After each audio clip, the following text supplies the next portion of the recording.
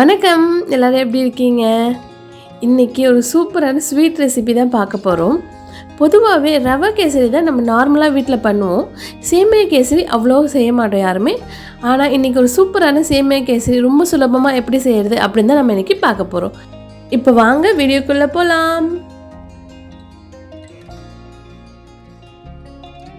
முதல்ல ஒரு கடாயில் கொஞ்சமாக நெய் சேர்த்து முந்திரி திராட்சையை வறுத்து எடுத்துடலாம்.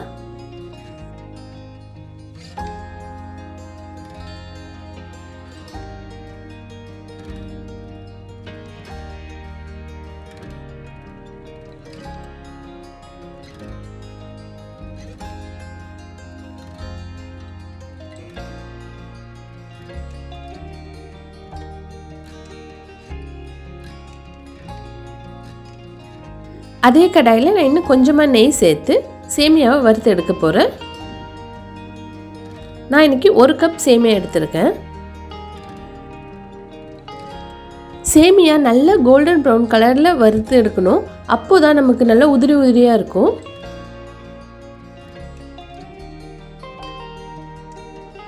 அடுத்து சேமியா வேக வைக்கிறதுக்கு தண்ணி அளந்து எடுத்துக்கலாம். 1 கப் சேமியாவுக்கு 2 கப் தண்ணி எடுத்துக்கோங்க. தண்ணி நல்லா கொதி வரும்போது நம்ம இதில் சேமியாவை சேர்த்துக்கலாம்.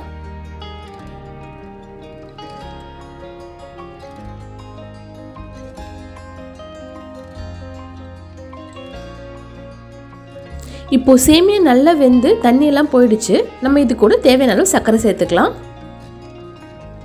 சர்க்கரை 3/4 கப்பில் இருந்து 1 கப் சேர்த்துக்கலாம். நான் இன்றைக்கி 3/4 கப் தான் சேர்க்க போகிறேன். சர்க்கரை சேர்த்தது கொஞ்சம் தண்ணியாகும். அடுத்து நம்ம இது கூடவே கொஞ்சமாக ஏலக்காய் பொடியும் ஆரஞ்சு கலர் கேசரி பவுடரும் சேர்த்துக்கலாம். இது நல்லா கலந்து விட்டுக்கோங்க. சூப்பராக உதிரி உதிரியாக கேசரி ரெடி ஆகிருக்கு. கடைசியாக நம்ம வறுத்து வச்சுருக்க நட்ஸ்லாம் இது கூட சேர்த்துக்கலாம். கொஞ்சமாக நெய் சேர்த்துக்கோங்க.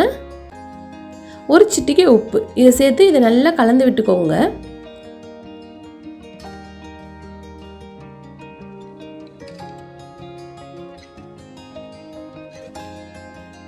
நம்மளோட சூப்பரான சேமியா கேசரி ரெடி ஆகிடுச்சு.